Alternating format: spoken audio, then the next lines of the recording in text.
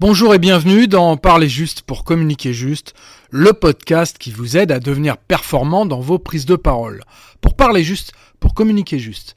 C'est l'épisode numéro 39, l'art de répondre aux questions difficiles.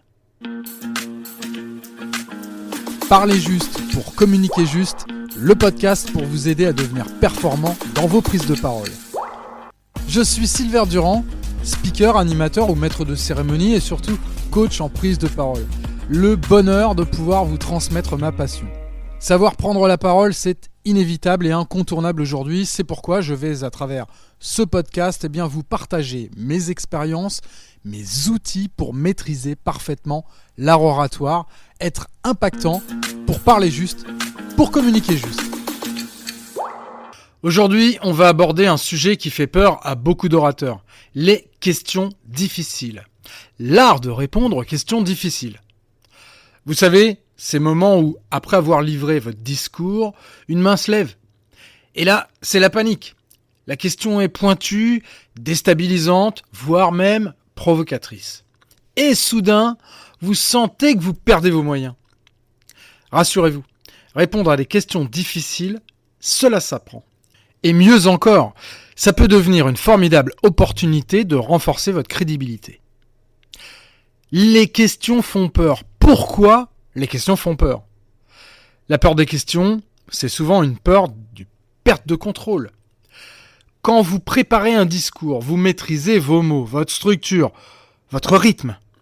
Mais quand une question surgit, vous ne contrôlez plus la situation. Il y a aussi la peur du jugement. Et si je ne sais pas répondre ? Et si je parais incompétent ? Enfin, la peur de l'imprévu. Parce qu'une question peut être piégeuse, provocatrice ou totalement hors sujet. Mais voici une vérité libératrice. Ce n'est pas la qualité de votre réponse qui compte le plus, mais c'est bien la manière dont vous réagissez. Quels sont les types de questions difficiles ? On peut distinguer plusieurs grandes catégories de questions. Je vous en propose 4. D'abord, les questions provocatrices. Mais vous n'y croyez pas vraiment à ce que vous dites, non ? Il y a aussi les questions sceptiques. Vous parlez d'efficacité, mais avez-vous une preuve que ça marche ? Ah ouais, fameuse question sceptique. Les questions pièges, volontairement floues ou orientées pour vous mettre en difficulté. Il y a aussi les questions totalement hors sujet, qui n'ont rien à voir avec votre intervention, mais qu'on vous pose quand même. Savoir identifier le type de question, c'est déjà 50% du travail. Je vous propose de ne pas tomber dans le piège et de vous donner des erreurs à éviter. Face à une question difficile, beaucoup tombent dans 3 pièges. Le premier, c'est de répondre trop vite, par peur du silence et de donner une réponse confuse.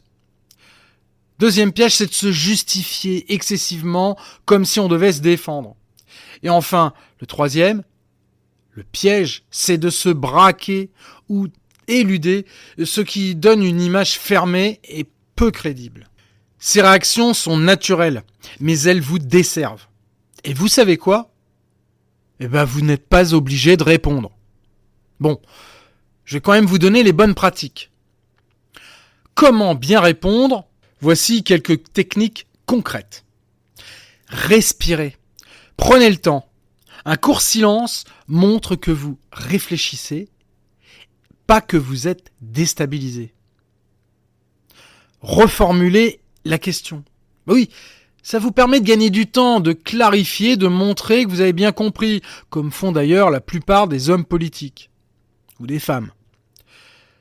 Répondez avec structure, par exemple, en 3 points. Tout d'abord, ensuite et enfin.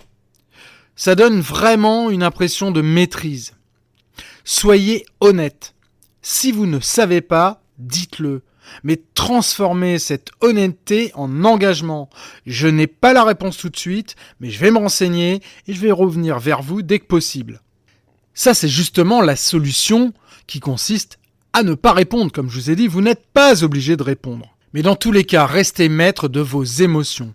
Votre ton, votre posture, votre regard doivent rester ouverts, calmes et confiants, peu importe les questions. Vous pouvez aussi transformer la question en opportunité. Allez, un exemple.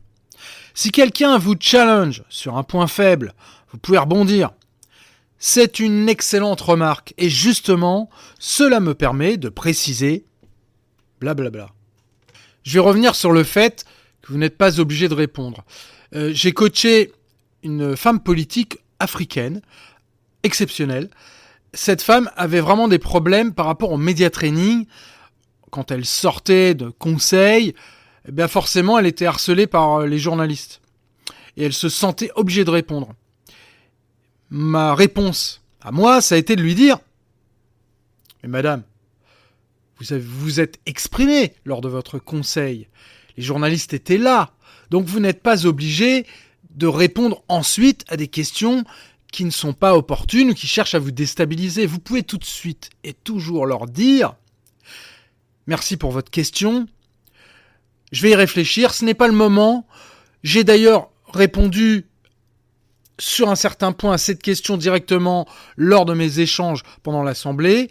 Maintenant, si vous voulez que j'y réponde un peu plus précisément, je le ferai avec plaisir un peu plus tard, mais ce n'est pas le temps voulu. Donc je vous prie de bien vouloir m'en excuser, mais merci de m'envoyer un email ou un message. Je me ferai le plaisir de répondre plus précisément si vraiment cette question vous paraît importante. Voilà. Eh bien, figurez-vous qu'elle a été conquise parce qu'elle a appliqué grosso modo ce que je lui avais dit et bien ça a fonctionné. En fait, les journalistes, ils ont eu leur réponse, qui n'était pas une réponse, mais qui était de beauté en touche. Par contre, il n'y a pas eu d'hésitation. Voilà, c'est ce que je voulais lui dire, surtout. De ne pas hésiter de répondre clairement. Je ne peux pas répondre, ou je n'ai pas envie de répondre, ou ce n'est pas le moment pour que je réponde à cette question. J'en arrive à la conclusion. Répondre à des questions difficiles, ce n'est pas un combat, c'est un dialogue. Chaque question, même déstabilisante, peut devenir une chance de montrer votre expertise, votre calme et votre capacité à dialoguer avec intelligence. Rappelez-vous, ce n'est pas grave de ne pas tout savoir, ce qui compte, c'est votre attitude.